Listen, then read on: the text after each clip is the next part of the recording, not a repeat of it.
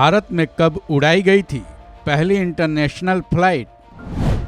India में कहां से उड़ाई गई थी पहली इंटरनेशनल फ्लाइट? पहली इंटरनेशनल फ्लाइट से टाटा का क्या है संबंध?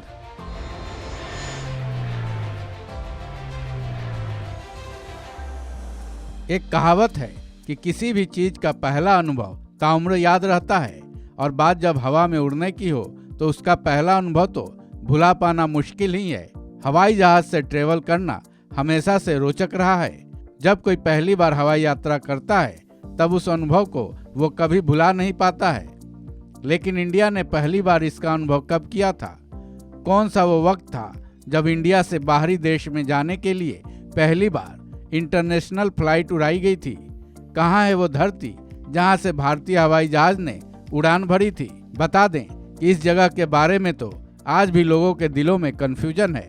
इंडिया की पहली इंटरनेशनल फ्लाइट उड़ने की स्टोरी काफी दिलचस्प है। अगर आपको इस बारे में नहीं मालूम है तो इस वीडियो के अंत तक बने रहिए।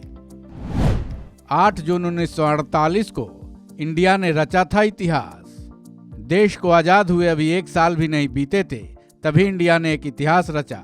पहली बार इंडिया के गणमान्य लोग हवाई यात्रा करते हुए मिस्र के काहिरा होते हुए रोम के रास्ते मुंबई से लंदन पहुंचे। इस ऐतिहासिक यात्रा का अनुभव कुल 35 लोगों ने लिया था। इस उड़ान का पहला अनुभव लेने वालों में से जे.आर.डी. टाटा तो थे ही। Cricketer K S. दिलीप सिंह जी के साथ लंदन ओलंपिक में भारत की तरफ से हिस्सा लेने वाले 2 साइकिलिस्ट एच.आर. मैल्कम और आर.आर. नोबेल भी शामिल थे। यही वो वक्त था जब इंडिया ने पहली इंटरनेशनल उड़ान भरी थी। भारत को ये गौरव 8 जून 1948 को हासिल हुआ था। हालांकि इंडिया ने इसकी तैयारी 1946 में ही कर ली थी, क्योंकि टाटा एयरलाइंस में भारत सरकार ने एक बड़ी हिस्सेदारी खरीदी थी, जिसके बाद टाटा एयरलाइंस अब सरकारी एयरलाइंस एयर इंडिया बन चुकी थी। आधी रात को उड़ी आकाश की रानी।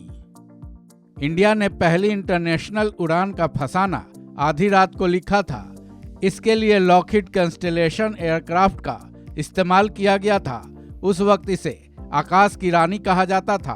बकौल टाटा कंपनी एयर इंडिया ने इस विमान का एक अलग और रोचक नाम दिया था। नाम रखा गया था मालाबार प्रिंसेस।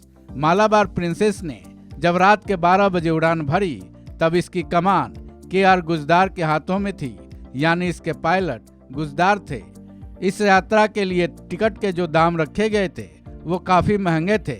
उस वक्त आकाश की रानी या फिर मालाबार प्रिंसेस में यात्रा करने के लिए 1720 रुपये का टिकट रखा गया था।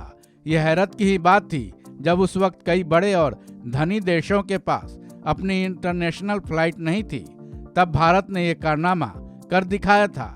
हालांकि इसके लिए एयर इंडिया के क्रू मेंबर्स को कई महीने तक ट्रेनिंग भी लेनी पड़ी थी, जिसकी निगरानी खुद जे.आर.डी. टाटा ने की थी। पहली इंटरनेशनल फ्लाइट की उड़ान के स्थान पर कंफ्यूजन। जो लोग फ्लाइट्स के प्रेमी हैं और जो लोग इसके इतिहास के बारे में जानते हैं, आज उनसे अगर ये सवाल पूछा जाए कि इंडिया ने अपनी पहली इंटरनेशनल फ्लाइट कहां से उड़ाई थी, तो शायद उनका जवाब होगा पाकिस्तान की कराची से।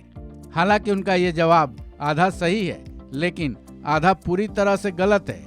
इंडिया की पहली इंटरनेशनल फ्लाइट वाकई में कराची से ही उड़ाई गई थी, लेकिन उस वक्त पाकिस्तान भारत का ही हिस्सा था। लेकिन यहाँ भी एक ट्विस्ट है। चूंकि भारत और पाकिस्तान 1947 में अलग हो गए थे और पहली इंटरनेशनल फ्लाइट ने 1948 में उड़ान भरी थी, तो ऐसे में पाकिस्तान वाला जवाब तो सही होना चाहिए। लेकिन टाटा ग्रुप के मुताबिक जे.आर.डी. टाटा ने 15 अक्टूबर 1932 को पहली विदेशी उड़ान भरी थी। इस फ्लाइट के पायलट वो खुद ही थे, तभी उन्हें भारत का पहला पायलट कहा जाता है।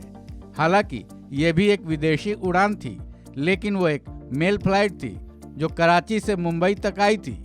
लेकिन 8 जून 1948 को भारत की पहली सरकारी इंटरनेशनल फ्लाइट उड़ाई गई थी। इस खबर में बस इतना ही।